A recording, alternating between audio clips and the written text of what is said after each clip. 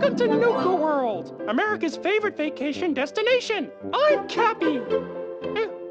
Oh, and I'm Bottle. And we're here to make sure you have FUN fun during your time at the park. A vacation that vacations, a trip you won't forget. A park with every minimum acceptable safety standard met.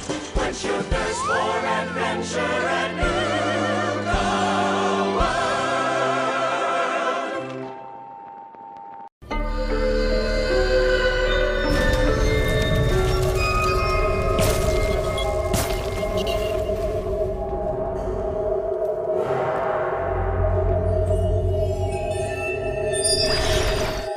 Hi guys, I'm Dave here with Scott Butterworth at Gamescom 2016. Now we've seen the same Prey demo. You were at QuakeCon, me just over there. Exactly. So why don't we talk about that a little bit? Yeah, totally.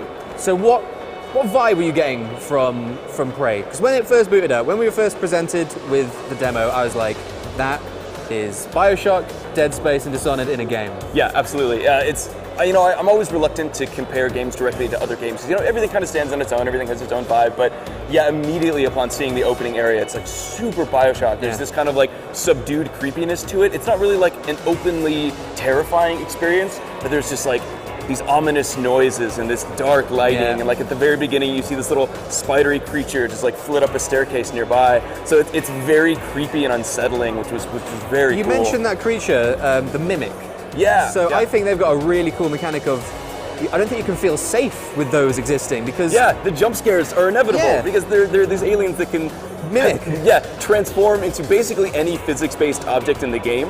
It's very easy to kind of settle into when you can expect a jump scare. Like when you played Dead Space, you saw a necromorph on the ground, you were like, that's going to jump All right, yeah, it's like... Whereas this is like, you're not going to go through the game bashing every trash can or kicking over every dinner plate. Well, you could. You could, it's going to take ages to complete. Yeah. So no one's going to do that. So that's cool that it's actually going to keep you on your toes. This game is a little bit like Dishonored in that the hero, Morgan, has all of these different abilities, many of which he actually gets from the aliens on the ship. So there are these items called neuromods, exactly what they sound like. They modify your neurons. Via a needle through your eyes. So like the Mimic alien, if you scan enough of them, you can actually take that ability and basically inject it into Morgan's brain. And once you've done that, he now has the ability to turn into any physics-based object. We saw in the demo that he turned into a coffee mug. Which was both incredible and hilarious. Like, okay, you can turn into something small, it's traversal, it's exploration, but seeing just a coffee mug bounce around... It's super unexpected. It's not something you really get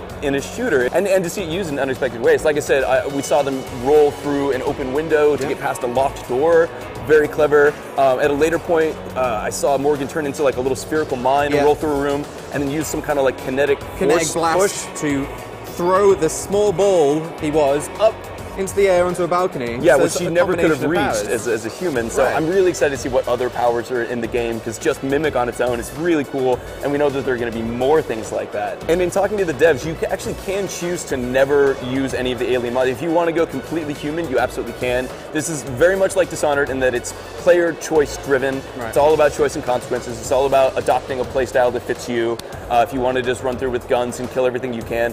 Although, as we also found out during this demo, there aren't that many guns in this game. Like, because it's a research station. Exactly. Like, you're on a space station orbiting the moon. You're the product of some experiment gone awry. So you're in a scientific setting. It's not like a military outpost. It's not like Doom, not littered with machine guns. Yeah, like there's not an arsenal hanging out waiting for you. So a lot of the guns you end up using in the game are just repurposed scientific tools, kind of like in Dead Space, actually.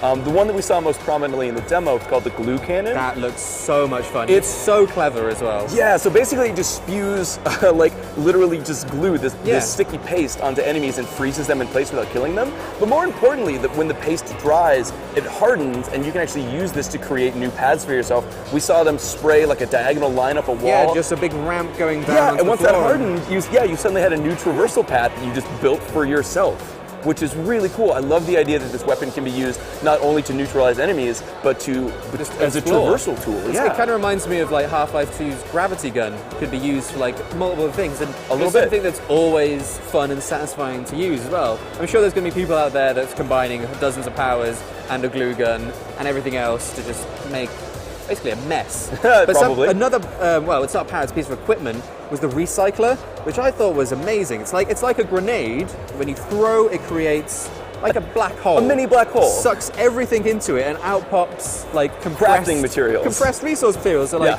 anything that's made of like, I don't know, carbon would just be like a tiny lump of carbon that you can then use.